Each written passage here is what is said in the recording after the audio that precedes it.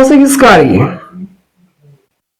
Minus code square এ সমান এই যে 1, এটা জানি, ঠিক আছে।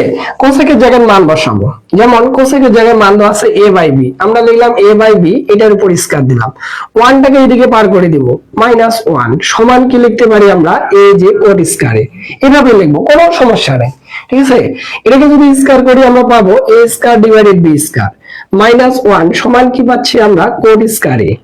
এবার যা কি করব, এবার যে আমরা এখানে লসাগু নিব, এখানে লসাগু হলো আমাদের জাস্ট b স্কয়ার, এবং b স্কয়ার সমান আমরা কি জানি যে b স্কয়ার তো লসাগু এটা জানি না, b স্কয়ার হলো লসাগু, b স্কয়ার কে b স্কয়ার দ্বারা ভাগ করব, 1 হবে, 1 এর সাথে a স্কয়ার গুণ করলে জাস্ট a স্কয়ার পেয়ে যাচ্ছি, মাইনাস এবার b স্কয়ারের সাথে 1 গুণ করলে এখানে b স্কয়ার পেয়ে যাচ্ছি, সমান কোড স্কয়ার, কি আছে, কোড স্কয়ার, ঠিক আছে।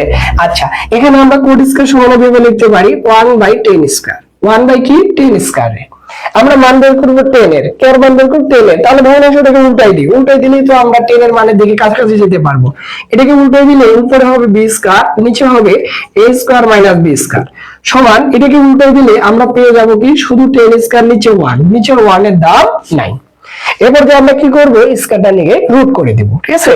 এই স্কয়ারটা যদি রুট করে দিয়ে দেই তাহলে আমরা এখানে পাবো যে root over b square divided a square minus b square, আর স্কয়ার যখনই রুট করব তখনই আমরা এখানে প্লাস মাইনাস দেব, কি দেব, প্লাস মাইনাস। কেন প্লাস মাইনাস দেব, কারণ মাইনাসের উপর বর্গ করলে যত হবে প্লাসের উপর বর্গ করলে তত হবে, এইজন্য স্কয়ারটা বার করে যখন রুট করছি তার সামনে আমরা কি দিছি, প্লাস মাইনাস দিয়ে দিছি। উপরে কয়টা পদ, একটা, এবং তার উপর স্কয়ার আছে, তাহলে এর স্কয়ার রুট কাটা, এদের কি স্কয়ার রুট কাটা যাবে না, কারণ এদের মাঝখানে একটা মাইনাস বা প্লাস সম্পর্ক রয়েছে। তাহলে আমরা এটা লিখতে পারি যে অতএব সাজাই যদি লিখি 10 এ সমান, এটা বাম দিকে এটা ডান দিকে লিখতেছি, এখানে থাকলো প্লাস মাইনাস, উপরে b আর নিচে থাকবে আমাদের root over a square minus a জি b স্কয়ার। প্রমাণ কিন্তু আমাদের হয়ে গেল, ঠিক আছে। আমরা 10 এর মান পেলাম, এখন এই প্লাস মাইনাস যে কোনো এক জায়গায় দিলে হবে, উপরে দিলেও হবে, মাঝখানে দিলেও হবে, নিচে দিলেও হবে, কারণ ওইটা ওরে মান, ঠিক আছে। তাহলে আমরা এই মানটা যে কোনো এক জায়গায় দিতে পারবো।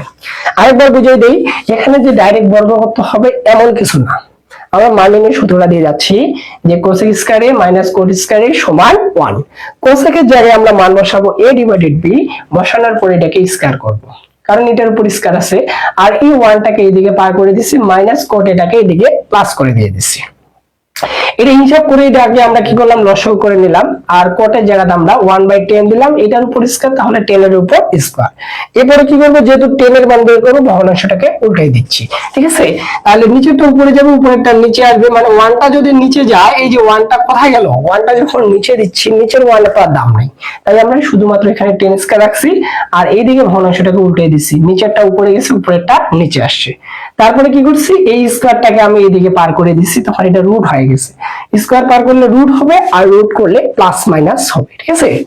তাহলে উপরে যদি b স্কয়ার আর রুট কাটা যায় তাহলে উপরে থাকবে b, আর নিচে তো আমাদের স্কয়ার রুট কাটা সম্ভব নয়, তাই নিচে থাকলো আমাদের root over a square minus b square. এবং অনেক ইম্পর্টেন্ট এই প্রশ্নটি, ঠিক আছে।